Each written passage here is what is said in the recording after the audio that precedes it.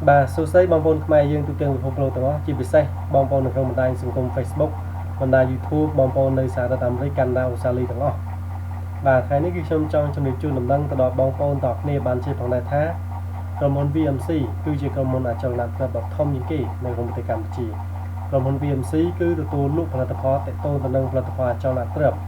មានដូចជាផ្ទះវីឡាភូមិគ្រឹះរោងចក្រក្រុមហ៊ុនសន្តាគារផ្ទះសំណាក់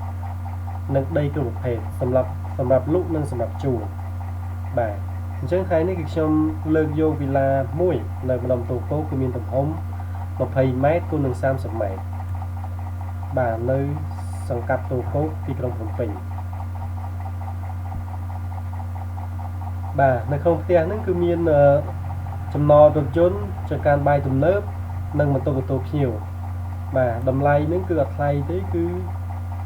$1,800,000តែប៉ុណ្ណោះបើសិនជាបងប្អូនទាំងចាប់អារម្មណ៍ចង់បានផ្ទះហ្នឹងវីឡាហ្នឹងគឺបងប្អូនទាំងអាចទំនាក់ទំនងទៅលេខទូរស័ព្ទ023 22 45 30ឬមួយក៏017 76 92 71ឬមួយក៏069 48 95 43ឬមួយក៏បងប្អូនទាំងអាចចូលទៅក្នុងក្រុមហ៊ុន VMC ចូល website www.vmcrealestate.com បងប្អូនទាំងអាចចូលទៅឆែកមើលលេខកូដគឺ1090បាទសូមអរគុណសូមជម្រាបលាបាទ